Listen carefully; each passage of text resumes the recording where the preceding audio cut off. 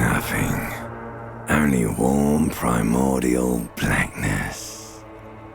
You're conscious ferments in it. No larger than a single grain of malt. You don't have to do anything anymore. Ever. Never, ever. Never, ever, ever, baby. An inordinate amount of time passes. It is utterly void of struggle. No ex-wives are contained within it. You got it, sweet brother. Nothing upon nothing upon nothing. Coming right up, sir. Smooth passage.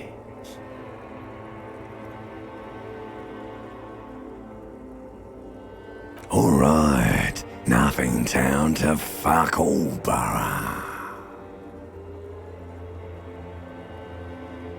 Do you want me to upgrade that to a one-way trip, sir? Do you really? The song of death is sweet and endless. But what is this?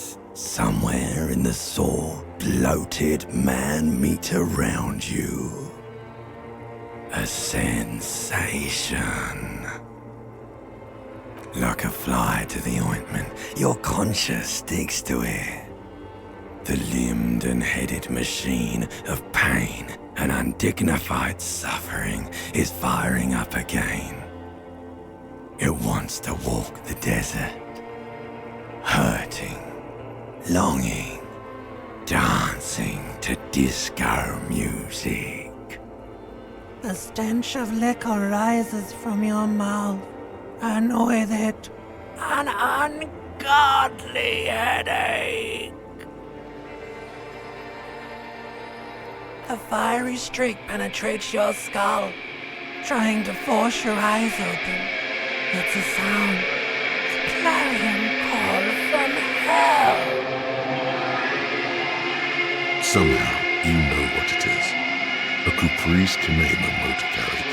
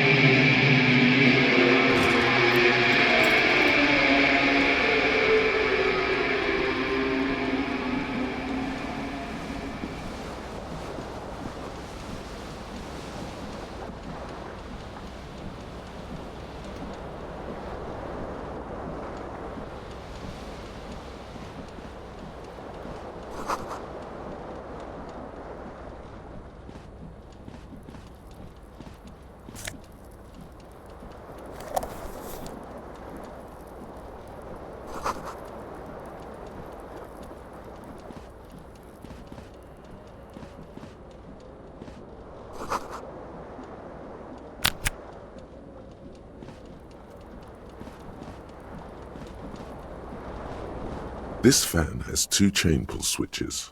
One ends in a tiny fan, the other in a light bulb. A truly horrific necktie has somehow attached itself to one of the blades. The blades come squeaking to a halt. It should be easier to reach the tie now. You swoop up and catch the tie. Snap! It's released from the blade. What you have in your hand is a truly hideous necktie with 4 or 5 different patterns. The knot reminds you of a noose. The switch must be broken because nothing happens. A terrible mistake. Turn the lights off immediately. You can practically feel the photons. Your eyes burn with photosensitivity. It's not. The switch must be broken because nothing happens.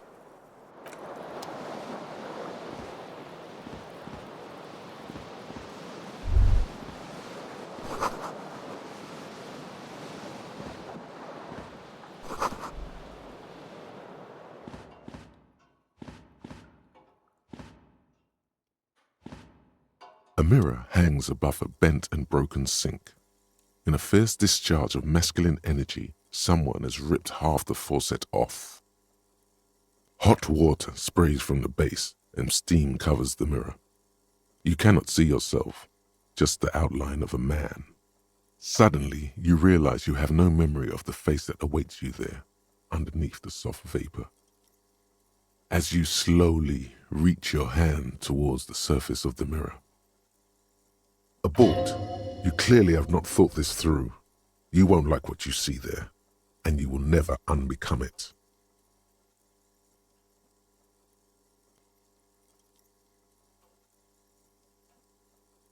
Behold. You have no idea who this thing is, do you?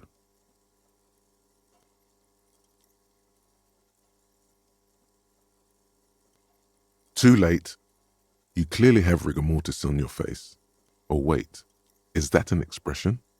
Are you trying to make an expression with that face? Why? Please stop. It's horrible. You're scaring yourself. You can't, can you? It's like it's not even voluntary anymore. You have worn that grin into your face, and now it won't come off. What does it even mean? What is the emotion you're trying to convey?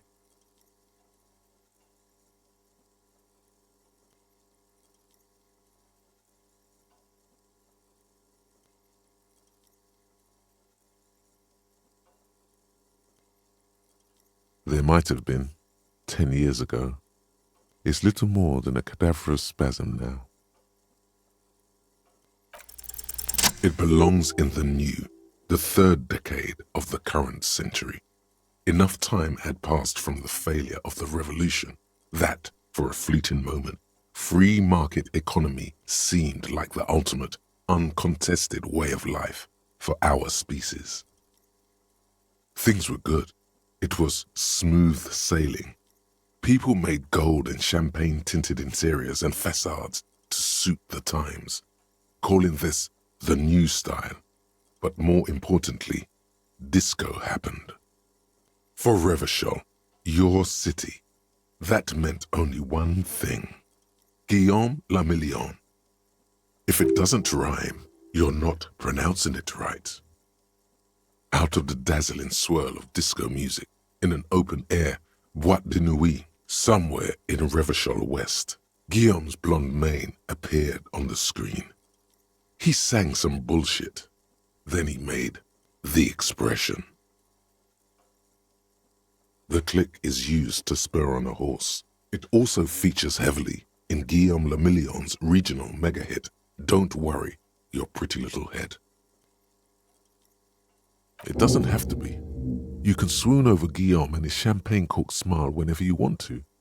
Maybe some of the stardust will return.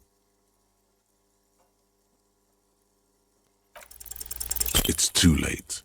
Like an image on film.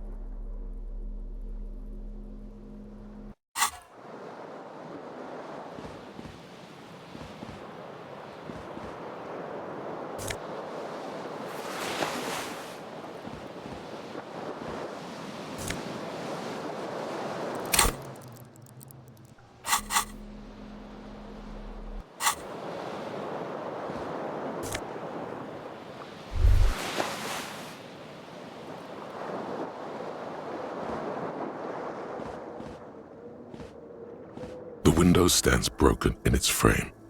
Cold wind blows in. The morning light hurts your eyes. It's hazy, but you see the ocean and some war-torn buildings. The morning light hurts your eyes. It's hazy, but you see the ocean and some war-torn buildings. The shards face outward. Whatever broke this window came from the inside. A fine web of scarring covers the back of your right hand, but none of it is recent. More likely a projectile than a held object. There are no fragments on the floor from pulling a tool back in after impact. It is too large for a bullet, yet too small for a piece of furniture. You're looking for something heavy and larger than your fist. Like the green shoe that's on the hat rack in the corner, which, coincidentally, is missing its friend. Congratulations, you smashed the window with your own shoe. Now a cool wind gushes in. Your toes curl up from the cold.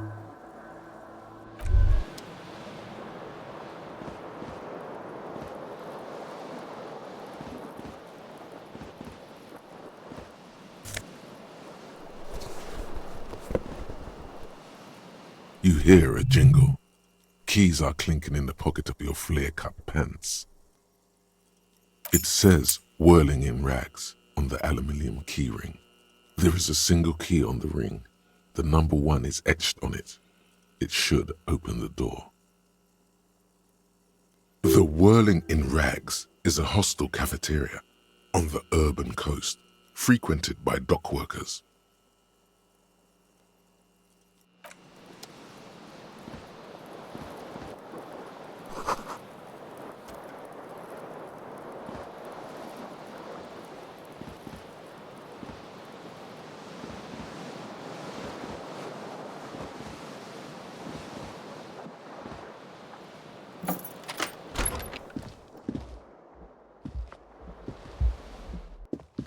Hello, officer. The young woman raises a cigarette to her lips. Her eyes are brown and her face is speckled with birthmarks. She can't be more than 28. A silver jumpsuit falls off her like scale armor, sparkling. This is the sparkle of too many nights out on the city. No.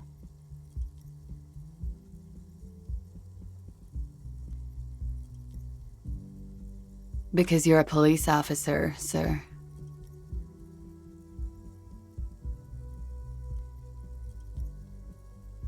I'm not, unless you've been shitting us all this time.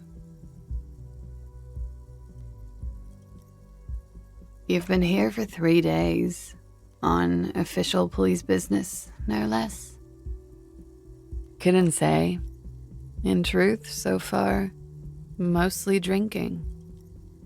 You have no doubt about the drinking, but do you strike yourself as a tight-lipped drunk? She must have heard something.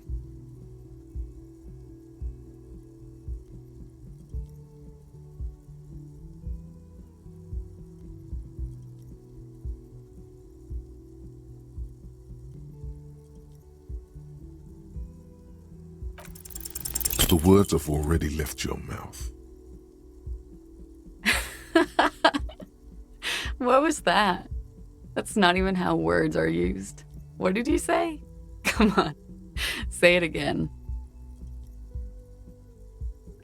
No, you see, that's not what you said. You said... Come on, man. Pretty, please. One more time. Goddamn right you did. You crazy asshole, you. What kind of cop are you?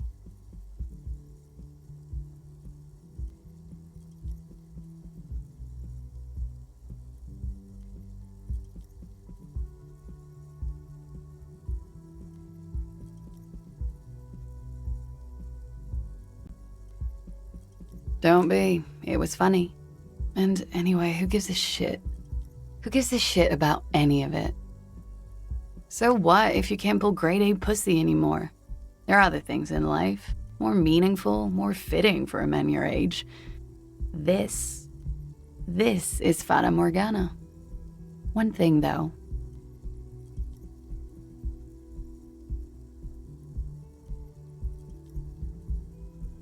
It's gonna suck for you later when you have to interrogate me.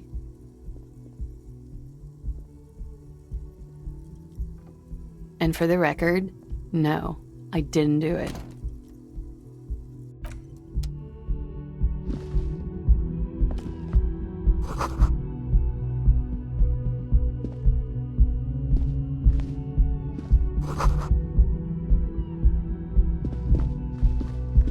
The door is closed.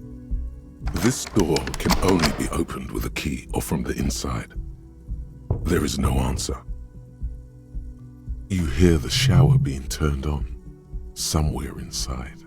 This door can only be opened with a key. Still no answer.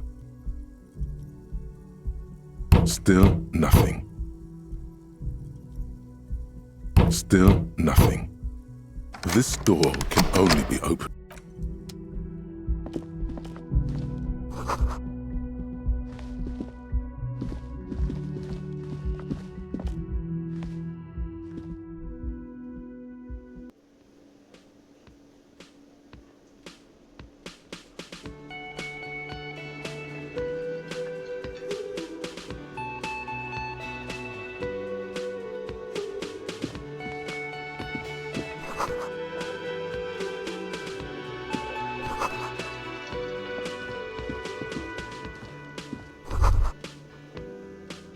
You should totally sing karaoke here, the first chance you get.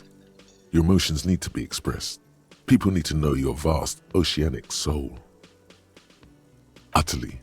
And it needs to be heard. Through a PA system. By other people. You should sing the sad small church song from that tape you found. Thought it was obvious.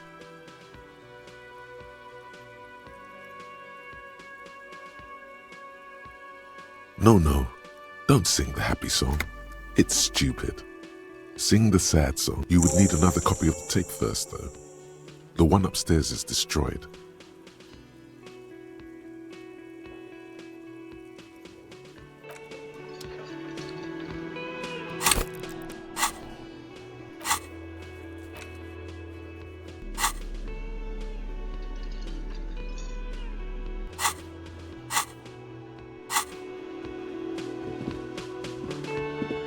A man in his late 20s stands behind the counter, inspecting a stuffed seabird. As you approach, he gives you a sideways glance, then looks down again. Everything is cool between you and this guy. He's a big fan. Make some small talk. A competent work of taxidermy. The white and brown seabird lies among piles of coasters and drying mugs. One of its wings broken. The man is trying to mend it. Looks like the bird was ripped off the shield that was used to mount it. Most likely, this is the great skua. The seabird is the symbol for the discovery of the Insulindian Isola, the part of the world you are in right now. The small steel tag says as much.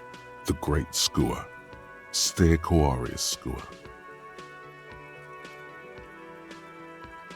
Look, your buddy is over there. Why don't you go and talk to him, okay? He pretends not to hear you, concentrating on the bird instead. A competent work of taxidermy. Looks like the bird was... This is the great skua. The small steel tag says... Look, your buddy... Why don't you go and talk to him, okay? He pretends not to hear you, concentrating on the bird instead. No, I'm not the bartender. I'm the cafeteria manager. He's very animated all of a sudden. This seems like a touchy subject. That period of my life is over. Not everyone who stands behind a counter is a bartender, okay? I'm the cafeteria manager. I have 3 cafeterias to manage. 3. Sylvie tends the bar here, not me. I'm only standing in. She just, you know...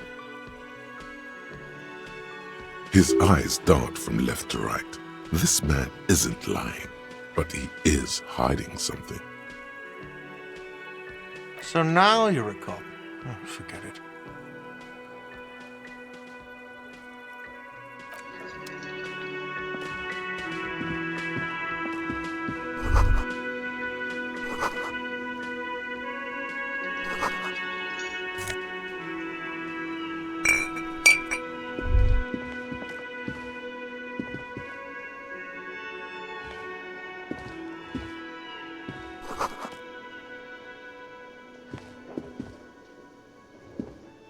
Hello, sweetie. You shouldn't keep your colleague waiting.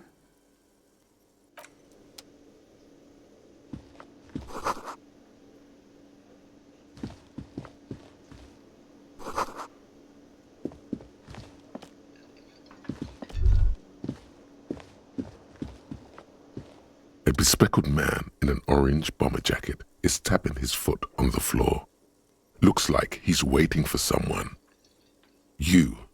As you approach, he narrows his eyes and extends his hand in greeting. On the sleeve of his bomber jacket, as well as on its back, are the same enigmatic white rectangles as on your blazer. Hello, I'm Kim Kitsuragi, Lieutenant, Precinct 57. You must be from the 41st. You realize he's waiting for your name. Concentration makes you squint your eyes. Your name should be deep gold and orange, like a forest fire looming on the horizon, but mixed with the stench of liquor rising from your breath. You're 2 steps closer to it, but there are still many to go. Okay then. It looks like we had a little scheduling error on Sunday. Saturday too, actually. Have you had time to talk to the manager here? What he means is, he has been trying to meet up with you for 2 days, but you have been otherwise occupied.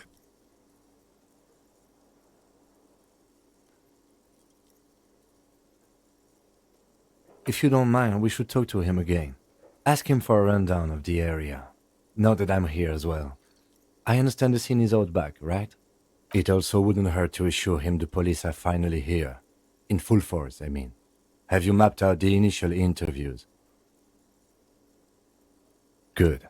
But even if you haven't, we'll have time for that after we take a look at the coroner's case. Have you removed the dead body from the tree?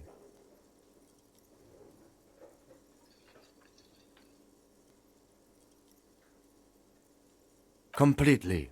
Does that mean you took the body down from the tree?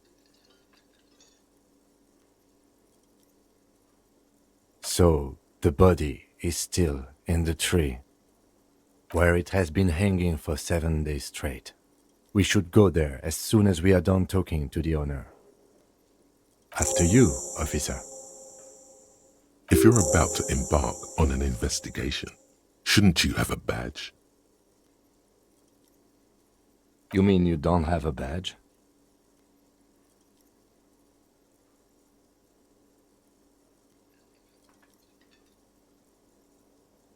Oh, if you didn't have your badge, then that would be very bad. You would need to report it on my shortwave. But since you do have it, we can go straight to the task at hand. Lieutenant Kitsuragi is now in your party. You can talk to him whenever by interacting with him.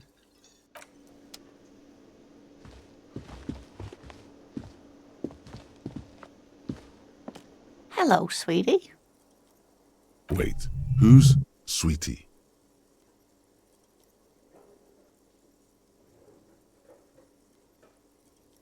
You're a handsome man, officer, with your mustache and your chiseled jaw and that silly dimple on your chin. But dear, you're not for me. I'm too old and too married besides. You must forgive me. I'm getting so scatterbrained. I completely forgot to introduce myself. I'm Lena. My husband Morel and I are staying with our friend Gary just down the street, but I come here for tea when they're away. This Lena is wacky enough for the motley crew. Hire her on the spot.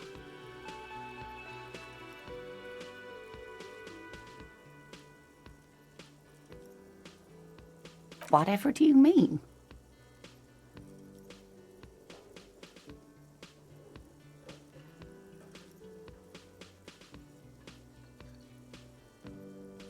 Sequence killers? Oh my. But I think you already have a partner, sweetie. A partner who'll need you to help him get a corpse down from a tree.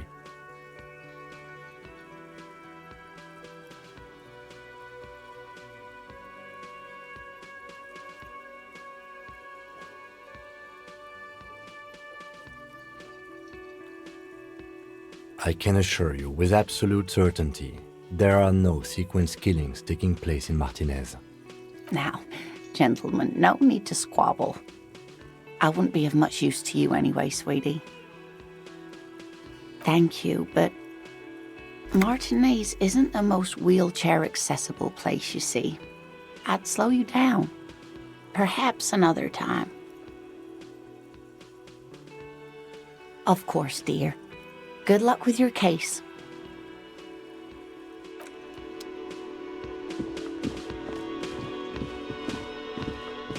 The man with the unimpressive beard notices you approaching. He drops the ledger he was holding and turns to the lieutenant. Mr. Gart, right? You run. Yes. I am Kim Kitsuragi from Precinct 57. This is an inter-district investigation, so joining me from Precinct 41.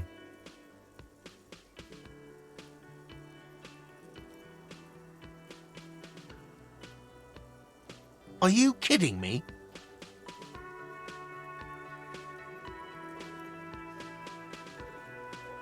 Right. Now, I know it took us a while to arrive at the scene. It also took you a while to call us and report the dead body. It was you who placed the call, yes? No, I only just got here. It was probably Sylvie who called you. She usually works the bar here. I'm only temporarily taking over her duties. Do you have her number? As a matter of fact, I do. This sounds like something you can use to call this Sylvie later. You said you just got here. From where? Are you a local? What, of Martinez? No, I live in Jamrock. I only sometimes come here to keep an eye on the place. This is just one of the many cafeterias I manage. But you still know your way around, yes? In case we need directions. Yes, I know where some things are, but as I said, I don't live here. I just used to work here. And I'm not going to start working here again, if that's what you think. I didn't imply that. Detective. He probably means this is where you step in and ask your questions. His face expresses profound doubt in your having this. Ask him about the body's location before asking if he killed him.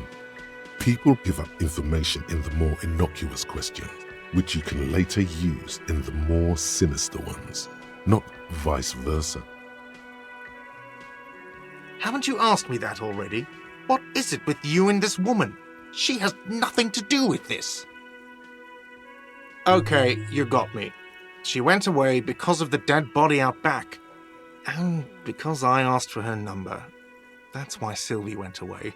I hope you appreciate that. Thank you.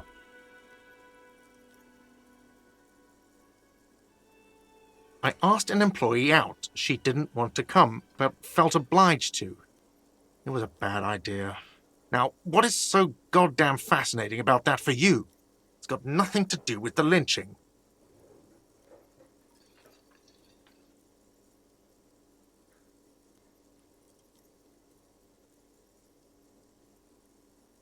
Good for you. Was there something else? I'd like to get back to what I was doing. Behind this building, there's a courtyard. They hoisted him up on a tree there. That's easy. See that door there? First you exit through that. Then, to your right, you should see a big hole in the fence. A really big one. You can get to the courtyard through there. No need for the keys. The hole is big enough for the Franco-Nigerian cavalry to fit through.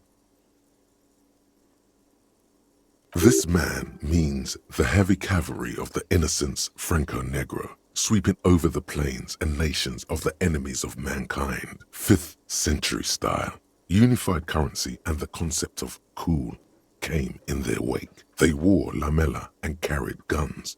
But first and foremost, Franco-Nigerian heavy cavalry was really, really wide. That hole in the fence must be enormous.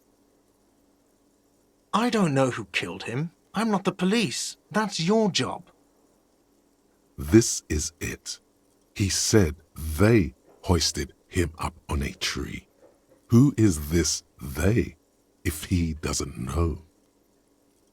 Oh, people are saying it was the union dock workers, that it was a lynching. The locals, the customers, the people who eat here, a lot of dock workers eat here. Sylvie told me everyone knows the dock workers did it. Did the debarders themselves tell her this, or is it a rumor? I don't really know. You'll have to ask her. I would suppose it's because they have nothing better to do. You mean the strike? Yes, the strike. The man they hanged was a security guard for the harbour company, I hear. A mercenary. The unionistas probably thought they'd send a message. What are you, crazy? Of course I didn't kill him! The lieutenant turns the page in the little notebook he's been scribbling in. Let's go. Not so fast. You owe me 130 real.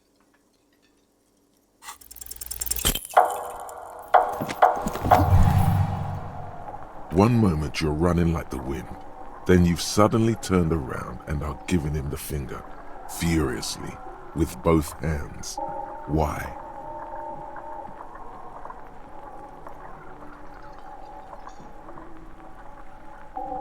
Watch out!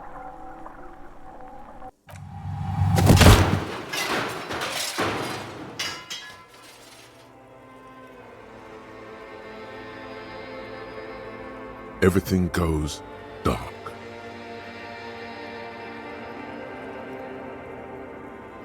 Back so soon?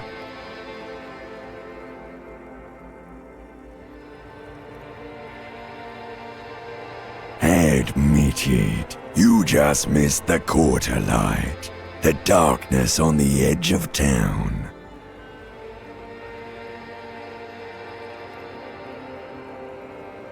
I was wrong to let you go. I should have kept you here.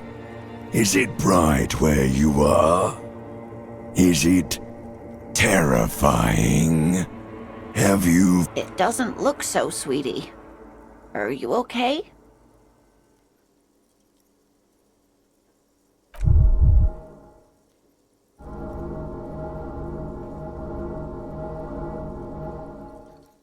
No, you have sustained a trauma to your lower neck. In addition, you have strained your left trapezius muscle. Pain surges down your back when you... The chair took the brunt of it. Don't worry. Are you sure, ma'am? Yes. Check on him. Sir, I didn't mean for this to happen. I'm sorry. This has always been a cop-friendly place. The drinks are on the house, okay? There were a lot of drinks on the tab. I still have to charge you for 3 nights and the broken window, though. That's 100 square. He's shaken. Barter now and he'll cave in. Okay, fine. I'll take it off your bill. Sleep in a post-apocalyptic hellhole if you want to. Just know I won't give you another room. Don't thank me yet. You still owe me 60 real for 3 nights stay. If you don't have it by tonight, I just can't let you up there.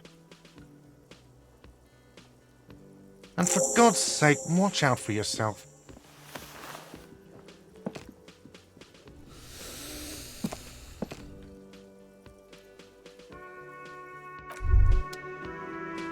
By the way, where is home? The address is coming up blank, and this place sure isn't it. But you've been at this hostel cafeteria for only 3 nights. Where were you before? You had to be somewhere. You don't really know, do you? A vague, blackened image doesn't sound like somewhere you can stay if you run out of money.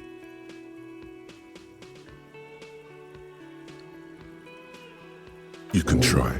Run some addresses in your head when you get the time. Maybe a street or an apartment will appear.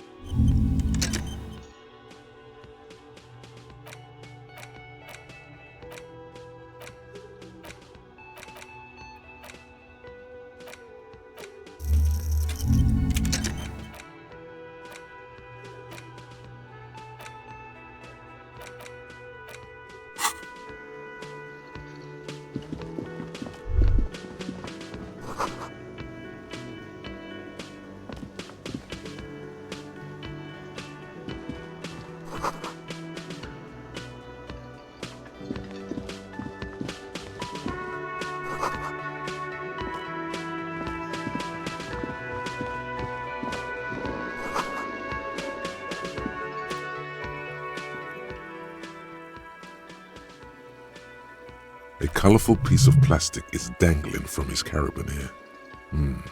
Makes your fingers itch. On the counter, rolled out of his open hand, you see a blister pack of headache medicine.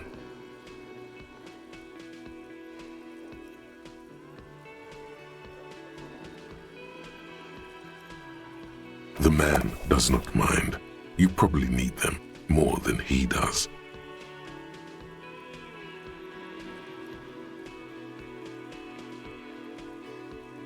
You've just picked up some magnesium. This item is stored in the bottom left corner of the screen above your character portrait.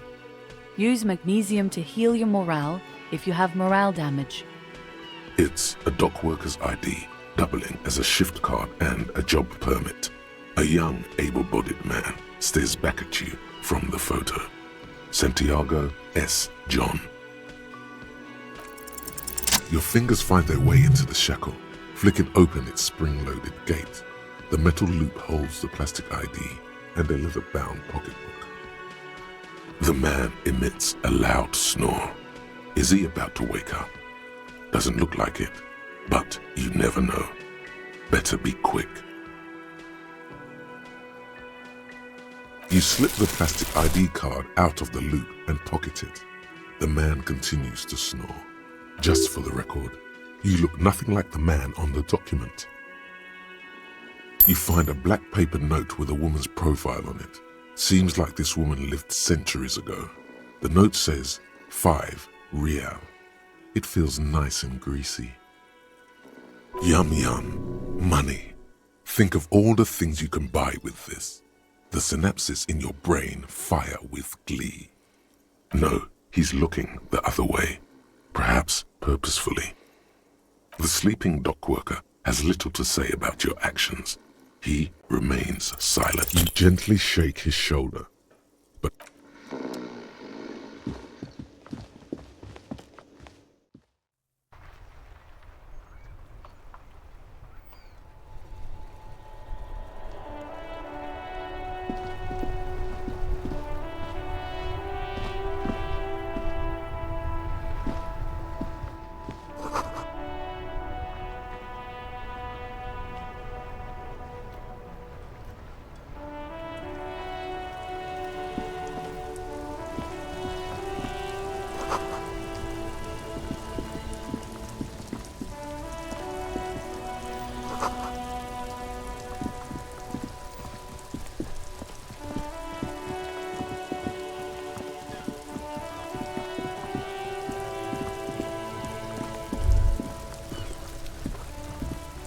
the corpse looks at you with bulging white eyes. The face around them does not look human. It's swollen and ready to burst. His lips are fish-like and his tongue like a ball gag in his mouth. You seem to be holding your breath.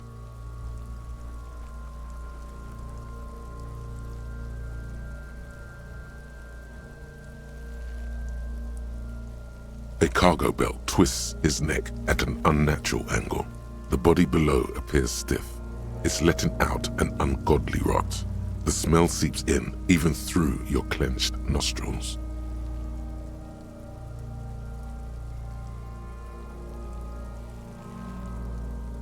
Active decay.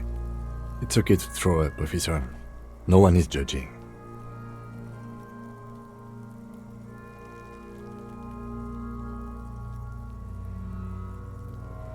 He's about to blow! Cop's gonna blow, Kuno!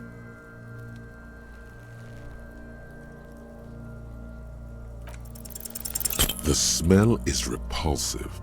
It pushes in from your mouth, more instant and more familiar than anything you'd expected, more fever than odor. It fills your mind, flushing you from within.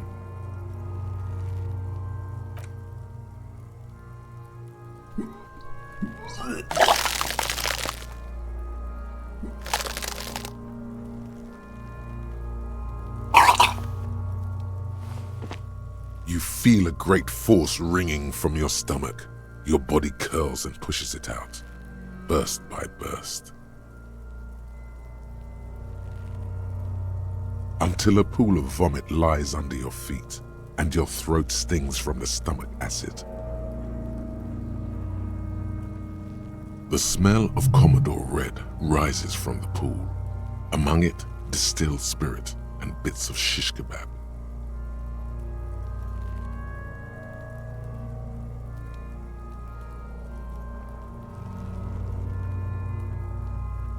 Keep it.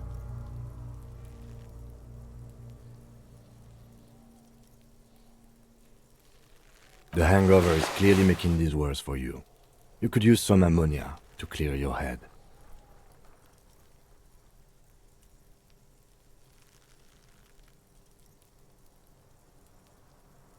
If you can handle the headache, some officers use it to deal with cadaverine odor. There is Frit nearby, east of the hostel. They usually have a small apothecary. If they don't...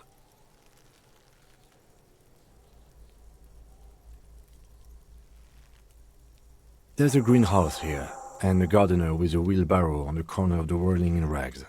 If she works here, she might have something for the smell.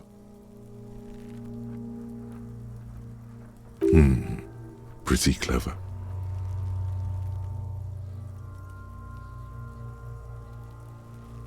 Acquiring ammonia will provide a modifier to the white check.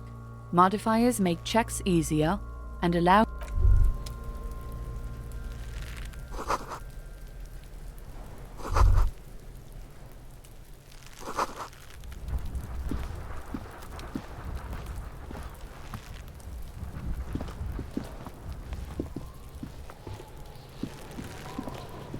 Kuno's got this!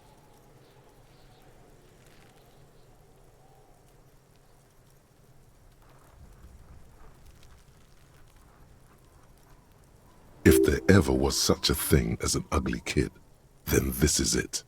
He's almost exquisite in his ugliness, like a gremlin.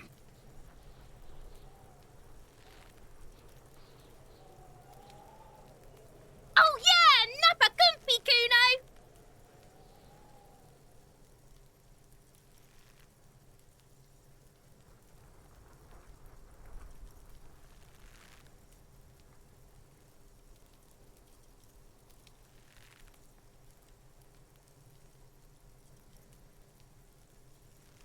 Can't talk, pig! Shit's coming up strong! Throwing rocks!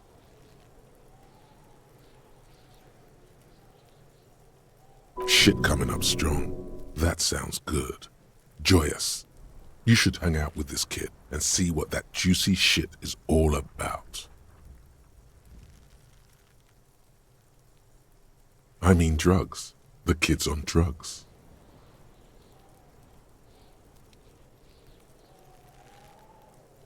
Yeah, Kuno! Ride the lightning, Kuno!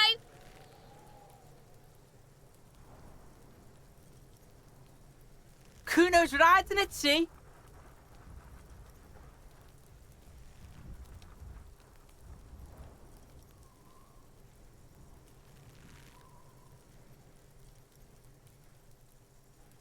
The rake, Kuno!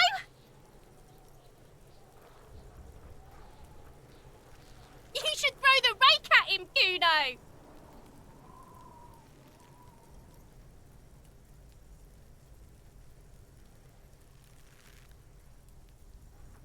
The fuck? Does Kuno know what a rake is? Kuno's not a gardener.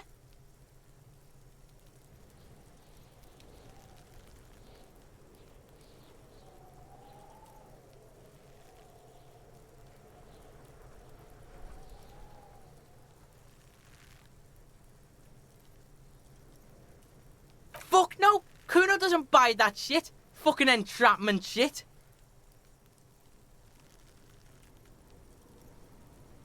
Fast. This kid has got street smarts.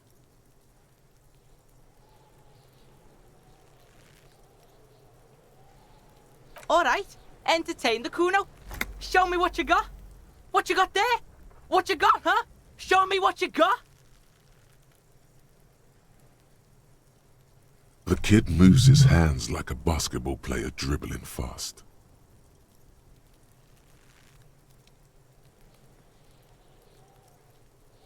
Yeah, like a fucking volcano. Yeah. Fucking pathetic.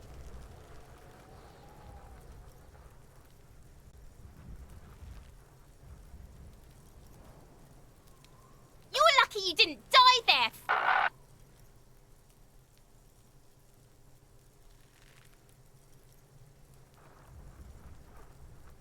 Yeah.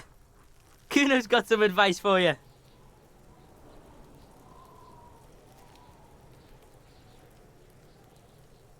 What are you? Like 80, right? Maybe you should stop embarrassing yourself in front of a fucking kid.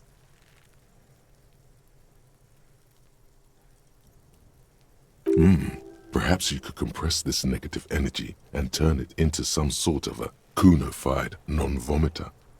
That's right. Turn your weaknesses into conceptual strengths. Try it again now. Kuno's Kuno, pig?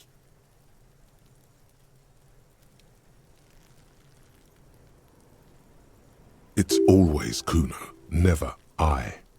Clearly the kid's using the third-person perspective as a shield.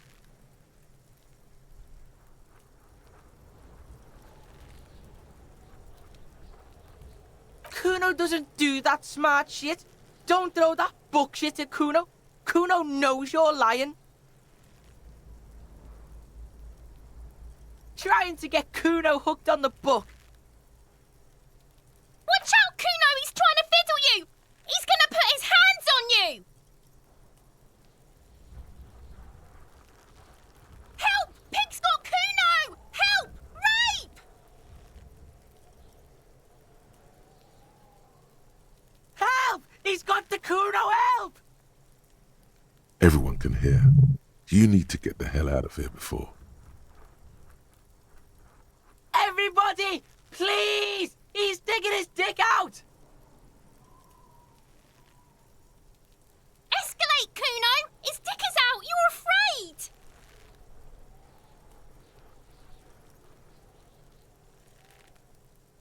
Pig's in here, Kuno! Somebody, please!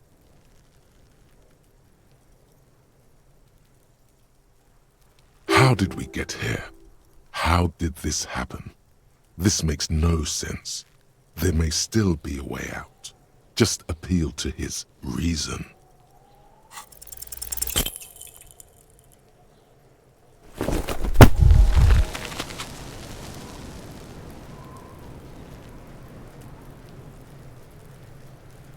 You feel something in your chest, an unnatural pressure. It's spreading to your left arm, your jaw.